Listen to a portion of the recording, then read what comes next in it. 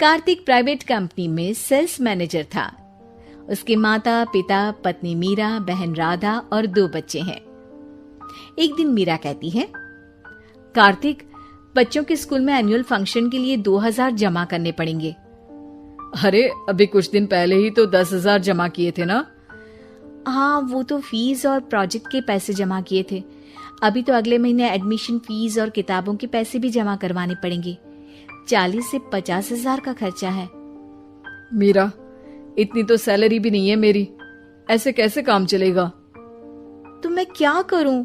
बच्चे को सरकारी स्कूल में डाल दूं?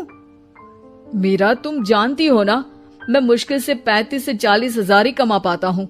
इस घर के खर्चे दिन ब दिन बढ़ते जा रहे हैं, थोड़ा कंट्रोल करो ना। क्या खाना और कपड़े पहनना भी बंद कर दूं? मैं ऐसा नहीं कह रहा हूँ मीरा। तुम जानती हो राधा का भी पोस्ट ग्रेजुएशन पूरा होने वाला है।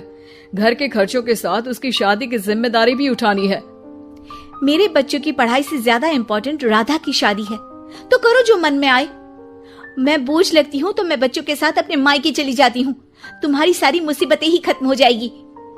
मीरा, मुझसे बहस मत करो। सुबह सुबह ऑफिस जाने के टाइम पर ही कलेश करके दिन मत खराब करो। इतना बोलकर कार्तिक वहां से चला जाता है।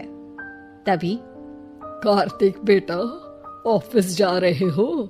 मेरी दवाइयां लेते आना। और बेटा, बिजली का भी बिल 2 महीने से जमा नहीं हुआ, इसे भी आज जमा करवा देना।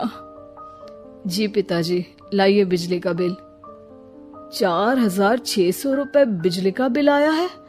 माँ, मीरा, राधा, कितना ज्यादा बिल आया है। भैया, ये 2 महीने का बिल है और मैं तो सिर्फ फोन चार्ज करती हूँ।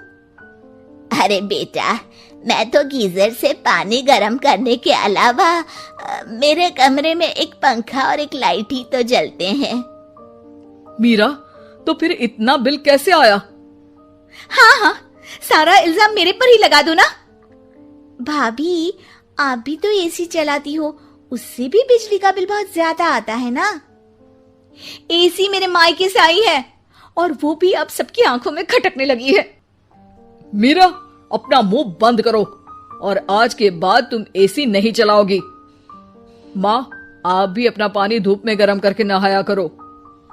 कार्तिक ये कहकर घर से ऑफिस के लिए निकल गया। घर से कुछ आगे जाते ही उसकी गाड़ी पंचर हो गई। कार्तिक को पंचर बनवाकर ऑफिस पहुंचने में लेट हो गया। बॉस ने कार्तिक को अपनी कैबिन में बुलाया। may I come in, sir? Come in. बहुत लेट हो तुम। सॉरी सर, कुछ प्रॉब्लम्स की वजह से लेट हो गया। मुझे कुछ नहीं सुनना। तुम्हारा टारगेट कंप्लीट हुआ? नो सर, अभी बाकी है। क्यों? सर, मार्केट में बहुत रिसेशन चल रहा है, बिजनेस कहीं से मिल नहीं पा रहा। मैं अपनी तरफ से पूरी कोशिश कर रहा हूँ सर। मुझे तुम्हारी कोशिश नहीं चाहिए, मुझे बिजनेस चाहिए।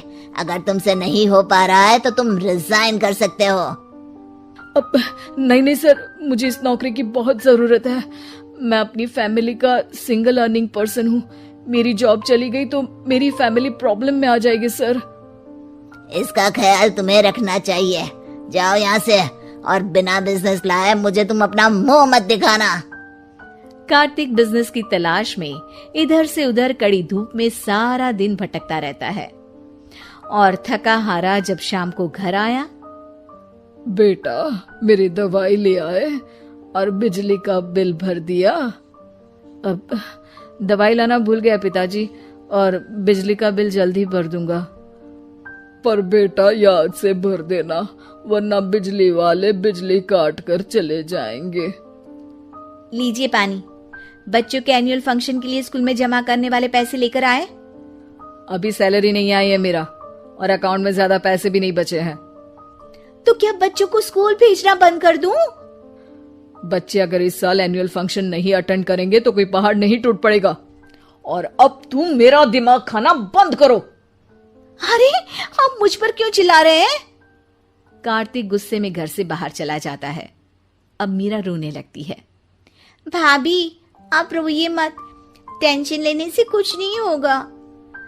पर राधा, घर के भी खर्चे हैं, कार्तिक के गुस्सा करने से घर के खर्चे नहीं पूरे होंगे।